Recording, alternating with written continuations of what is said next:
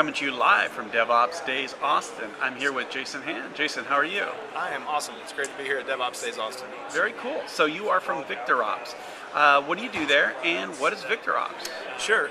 So I'm the DevOps evangelist, which means I'm technically on the product team, but I end up being an agent of our marketing side and help them out with a lot of things. Go to events like this.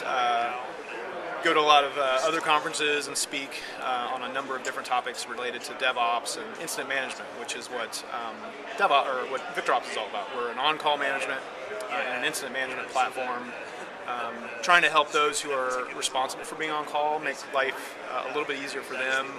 Trying to address the problems of an on-call engineer or somebody who's responsible for taking care of systems and infrastructure.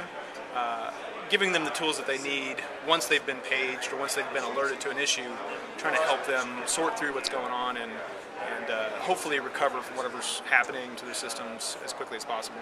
Cool. So how have you, how's sort of the, I won't say demographics, but the type of people who use your product? I know one of the things they talk about with DevOps is, hey, now developers going to have to carry pagers, etc. Yeah. So do you see developers using your stuff, or is it still mostly ops folks? Or Yeah, absolutely. I mean, and it's kind of a contended discussion within DevOps.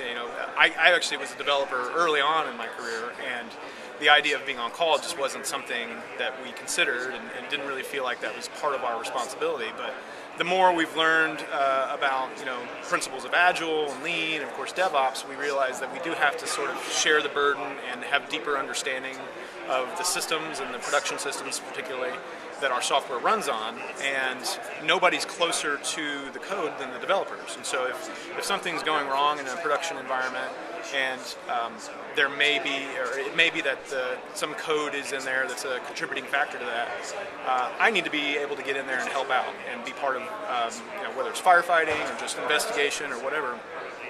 I'm going to be able to help as much as possible, or more so than some of our ops people, because they're not familiar with that code. And then also it just helps with the empathy piece, which is a big part of DevOps, is making it so that the operations people just have a better sense of what developers go through and what their work looks like, and likewise the other way, and then beyond just traditional development and operations, where you've got your security people, your network people, your database people, all of those. So yeah, I mean that's sort of the aim of this conversation about putting devs on call. There's definitely, we've even lost at VictorOps, we've lost a few developers who are just, they don't really subscribe to that idea, and they just can't. Not only can they not be on call or just not willing to be on call, it's hard for them to champion that idea and be a part of that little movement within the DevOps movement. But as a former developer, as someone who focuses a lot of my time on best practices of incident management and on-call management, yeah, the developers carrying pagers is a huge help. I mean, I think it helps with aligning the goals of the company and that type of thing, which is really essentially kind of what's behind this whole DevOps thing anyway. Cool. And then just to end with, where do you see VictorOps going over the next year or two? Is it different focus, honing in on one specific group, expanding? Well, recently we've gotten a lot of big customers, and so the enterprise, as you're aware, has started to take notice of this DevOps thing and realizing that a lot of bigger companies, IBM, Capital One, Disney, Netflix, of course, all the ones they call the unicorns, but there's big companies out there who have figured out how to do this stuff that we call DevOps. And they're curious, and they want to come in there, and they, for a variety of different reasons, they understand that if you're looking for a place to start, understanding your systems in a stable environment is a great place to sort of dip your toe into these different principles that kind of flow through the conversations of DevOps.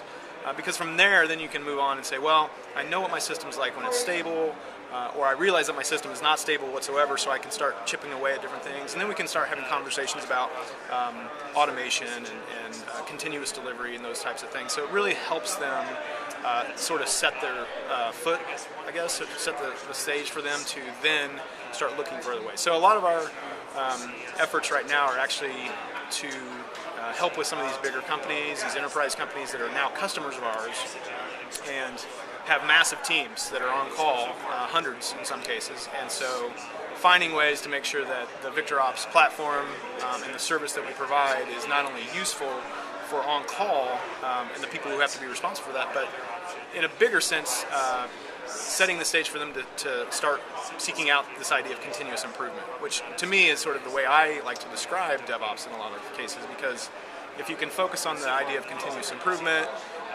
then some of the other things like automation and continuous deployments and just continuous delivery is really, I think, a byproduct of the idea of focusing on continuous improvement. So trying to make VictorOps serve as this central hub of keeping an eye on things and alerting on what needs to be alerted on, with a very strong focus on improving everything that you're doing. I mean, we have a blameless postmortem report, which is one of our big features. And that, I mean, the whole purpose of a blameless postmortem is to learn what happened and see what you can do to make things incrementally better, just in a small way.